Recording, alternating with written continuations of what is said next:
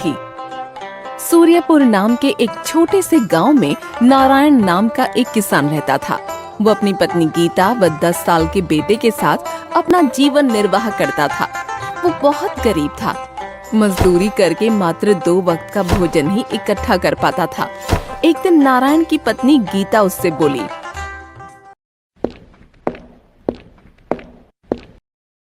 सुनो जी, पहले हम 2 थे, तभी परिवार का गुजारा मुश्किल से हो पाता था।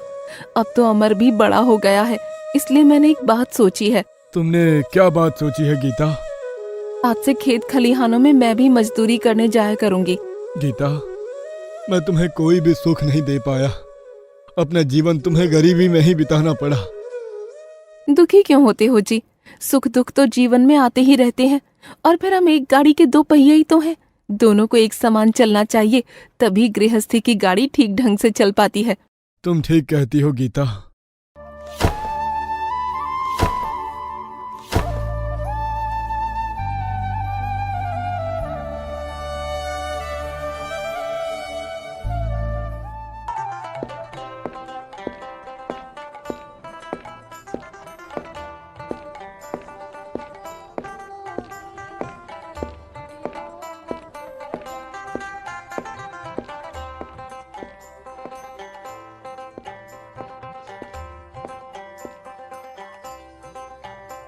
गीता और नारायण दोनों ही दूसरे के खेतों में मजदूरी करने लगे। वो खूब लगन से मेहनत करते, लेकिन फिर भी उनकी आमदनी में कोई बढ़ोतरी नहीं होती। 2 समय के भोजन के अलावा वो कुछ भी नहीं कमा पाते। धीरे धीरे अमर भी 12 साल का हो गया। एक दिन फिर से नारायण निराश मन से गीता से बोला, गीता, सब पूर्व जन्मों के पापों का फल है। इतने वर्षों में तो कूड़े के ढेर के दिन भी आते हैं। फिर हमने ऐसा कौन सा पाप किया है जो गरीबी हमसे चिपक कर रह गई है? सब ईश्वर की माया है। अब तो वही हमें आगे का रास्ता बता सकते हैं।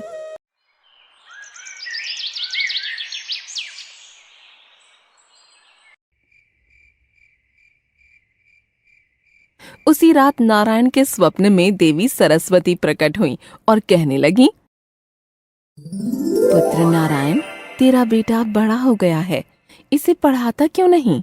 देवी सरस्वती, आप तो मेरी दशा से भली भांति अवगत होंगी।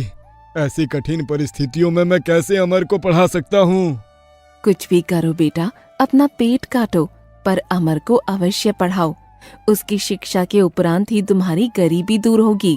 ये कहकर देवी सरस्वती अंतर ध्यान हो गईं और अगली सुबह नारायण ने सारी बात अपनी पत्नी को बताते हुए कहा,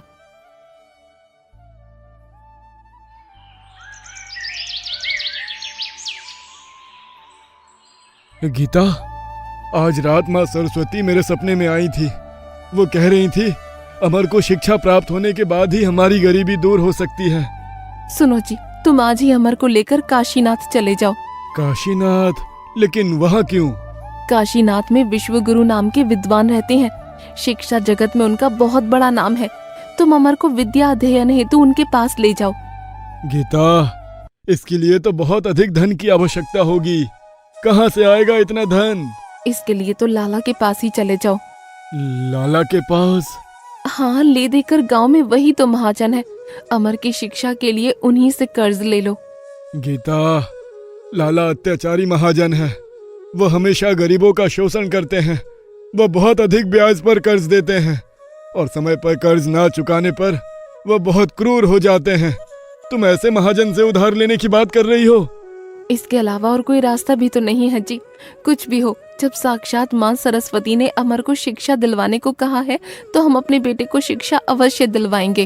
परंतु ऋण लेने के लिए हमारे पास गिरवी रखने के लिए है ही क्या? लाला बिना कोई वस्तु गिरवी रखे किसी को धन नहीं देते। तुम ये घर गिरवी रख दो।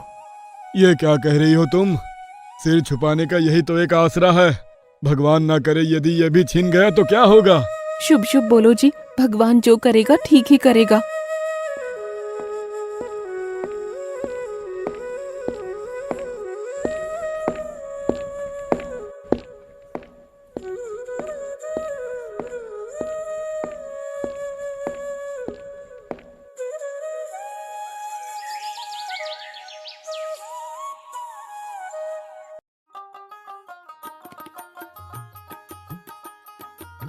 फिर उसी दिन नारायण लाला के घर जा पहुंचा और कहने लगा, राम राम लाला जी। कहो नारायण, कैसे आना हुआ आज? लाला जी, एक अर्ज लेकर आया हूँ आपके पास। कहो नारायण, क्या अर्ज है तुम्हारी? लाला जी, मुझे थोड़ा कर्ज चाहिए। कर्ज? किस लिए? मैं अपने बेटे को पढ़ाना चाहता हूँ लाला जी, इसलिए मुझे कर्ज चाहिए था। ओहो, लेकिन तुम कर्ज लोगे किस पर? गिरवी रखने के लिए तुम्हारे पास है ही क्या? लाला जी, तुम तो जानते ही हो मैं कितना गरीब हूँ। ले देकर एक झोपड़ी ही है मेरे पास, बस उसी झोपड़ी को आपके पास गिरवी रख दूंगा। सौदा बुरा नहीं है। नारायण ऋण तो चुका नहीं पाएगा, तो फिर उसकी झोपड़ी पर मेरा कब्जा हो जाएगा। हाँ, मैं तुम्हें 10 सोने के सिक्के उधार दे सकता हूँ। ठीक है लाला जी। इसके लिए मैं तुमसे एक कागज पर अंगूठा लगवाऊंगा और 10 साल की मोहलत भी दूंगा। अगर 10 सालों में तुम कर्ज ना चुका पाए तो तुम्हारी झोपड़ी पर मेरा अधिकार होगा। मुझे ये स्वीकार है लाला जी। फिर लाला ने एक कागज पर नारायण का अंगूठा लगवा लिया और उसे 10 सोने के सिक्के भी दे दिए, जिसे लेकर नारायण ने लाला का शुक्रिया अदा किया।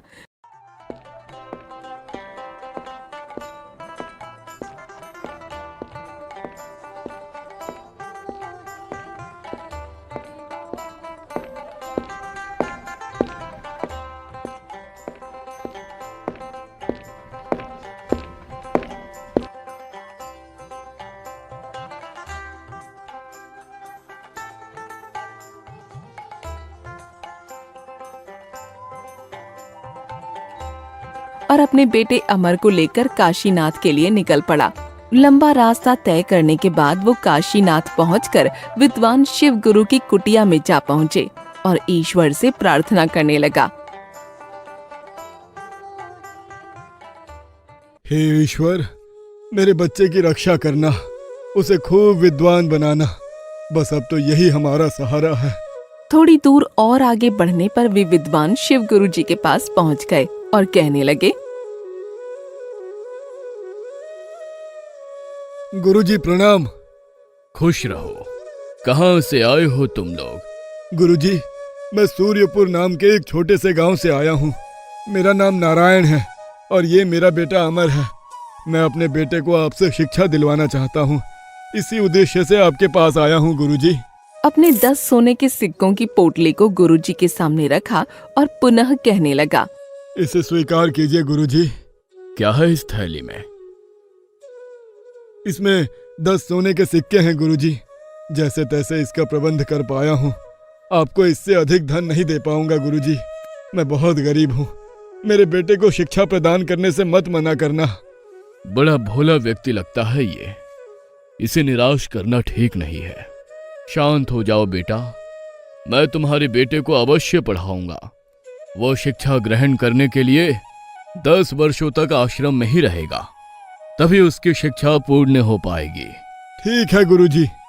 नारायण ने अपने बेटे अमर को गुरुजी के पास ही छोड़ दिया और वो वापस अपने घर लौट आया। गुरुजी ने अमर को शिक्षा प्रदान करना आरंभ कर दिया। धीरे धीरे 10 वर्ष बीत गए और अब अमर भी बड़ा हो गया। एक दिन गुरुजी ने अमर को अपने पास बुलाकर कहा,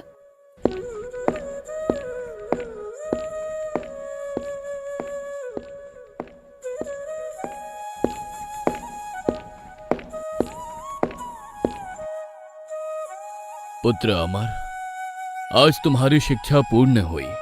तुम हमारे शिष्यों में सबसे मेधावी छात्र हो, इस पर मुझे हमेशा गर्व रहेगा। गुरुदेव, सब आपकी कृपा का फल है, वरना मैं किसी योग्य था। बेटा, अब तुम अपने माता पिता के पास लौट जाओ। तुम्हारी प्रतीक्षा में वो ना जाने कब से बाट जो रहे होंगे। कैसे होंगे मेरे माता पिता? ना जाने वे कब से मेरा इंतजार कर रहे होंगे।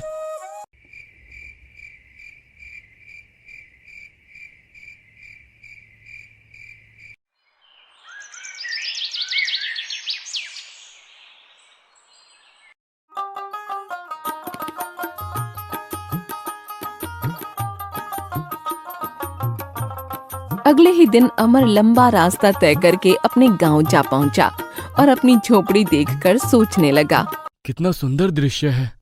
कितना समय हो गया जब मैं यहाँ से गया था।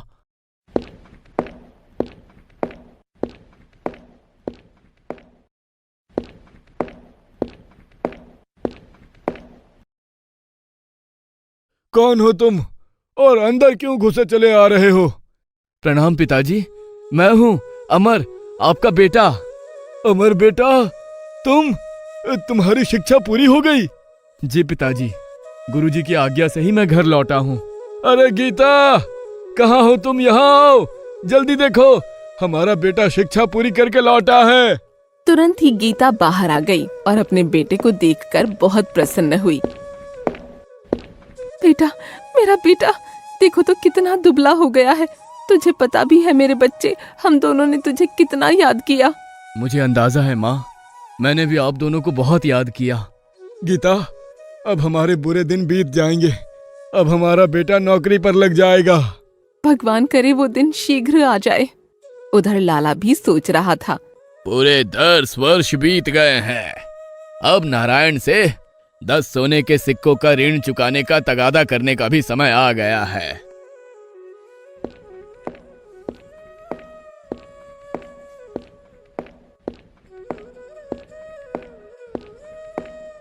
वो तुरंत ही नारायण की झोपड़ी की ओर चल दिया। जब वो झोपड़ी के पास पहुंचा तो सामने अमर को खड़ा देख सोचने लगा। तुम अमर हो? हाँ, मैं अमर हूँ। और आप लाला जी? ओह, भूले नहीं तुम मुझे? लाला जी, तुम भी कोई भूलने की चीज हो? कहो, कैसे आना हुआ आपका? तुम्हारे माता पिता कहाँ है?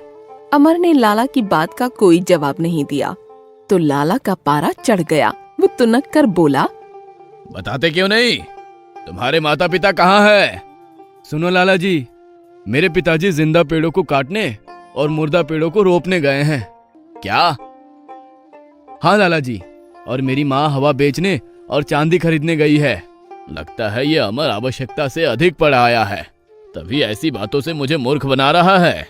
अमर को धमकाते हुए वह बोला, ये कैसी ऊटपटांग बातें कर रहे हो? मैंने जो पूछा है उसका ठीक ठीक उत्तर दो। मैंने बताया तो लाला जी। सुनो, तुम्हारे पिताजी ने 10 वर्ष पहले ये झोपड़ी गिरवी रखकर मुझसे 10 सोने के सिक्के उधार लिए थे। क्या? क्या लाला जी, सचमुच? हाँ, नारायण ने 10 वर्ष बीतने पर भी वो सोने के सिक्के मुझे वापस नहीं लौटाए हैं। आज मैं अपने सिक्के लेने आया हूँ। तुम सच सच बता दो कि तुम्हारे माता पिता कहाँ है, नहीं तो क्या करोगे लाला? लड़का बड़ा चालबाज है, इससे चालाकी से काम लेना होगा। तो उधार दिए सिक्के वापस नहीं मांगूंगा। यानी कि आप कर्ज माफ कर दोगे? हाँ हाँ, माफ कर दूंगा। तुम बताओ तो सही वो कहाँ है? लाला जी, मैं आपकी बात पर कैसे विश्वास करूं भला? मैं पृथ्वी और आकाश को साक्षी बना रहा हूँ। लाला जी, ये दोनों ही बोल नहीं सकते, अतः उन्हें साक्षी नहीं बनाया जा सकता। तो फिर क्या करे? अगर आप किसी जीवित प्राणी को साक्षी बनाए तो मैं मान लूंगा। ये बित्ता भर का छोकरा तो हाथ ही नहीं जमने दे रहा है, पर मैं भी कोई कम नहीं हूं। तभी लाला की नजर झोपड़ी पर बैठी तितली पर पड़ी। वो कहने लगा, मैं इस तितली को साक्षी मानकर वादा करता हूं कि यदि तुम अपने माता पिता का पता बता दोगे तो मैं उनके द्वारा लिया गया कर्ज माफ कर दूंगा। ये हुई ना कुछ बात लाला जी। अब सुनो, मैंने कहा था ना कि पिताजी जिंदा पेड़ों को काटने वो मुर्दा पेड़ों को रोपने गए हैं। इसका मतलब है कि वो पेड़ों को काटकर बांध लगाने गए हैं। ओह, तो ये मतलब था तुम्हारा। तुम सचमुच बुद्धिमान हो अमर। अच्छा, अब मैं चलता हूँ। लाला, तूने बहुत से भोले भाले गरीब लोगों को सताया है। अब देख तू मेरे जाल में कैसे फंसता है।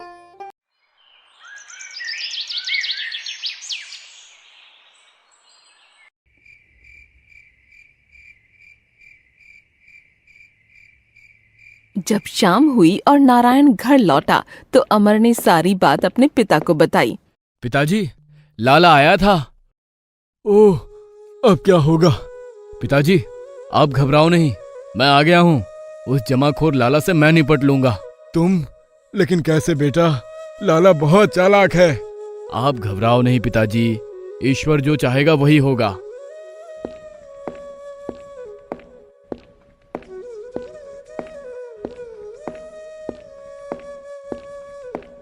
अगले दिन लाला फिर से नारायण के घर आ धमका। उस दिन फिर अमर घर पर अकेला ही था। लाला जी, आज कैसे आना हुआ? अपना उधार मांगने आया हूँ। कहाँ है तुम्हारे माता पिता? लाला जी, तुम किस उधार की बात कर रहे हो जो कल तुमने माफ कर दिया था? माफ किया था? तुम झूठ बोल रहे हो। कल ही तो आपने कर्ज माफ करने की बात कही थी। मैं महाराज के दरबार में शिकायत लेकर जाऊंगा। हाँ। उसी दिन लाला दरबार में पहुंच गया और महाराज से कहने लगा, महाराज की जय हो, मेरा न्याय कीजिए महाराज। अरे लाला, तुम? भला तुम्हें कौन परेशान कर सकता है? महाराज, गांव के ही नारायण ने मुझसे 10 वर्ष पूर्व 10 सोने के सिक्के लिए थे, लेकिन अब मांगने पर उसका धूर्त बेटा उल्टा बोलता है। मंत्री जी, तुरंत नारायण और उसके बेटे को महल में बुलाया जाए। महाराज के आदेश पर तुरंत नारायण और अमर को बुलाया गया तो महाराज ने नारायण से प्रश्न किया। नारायण, ये क्या मामला है? क्षमा कीजिए महाराज, पिताजी की तरफ से मैं पैरवी करूंगा।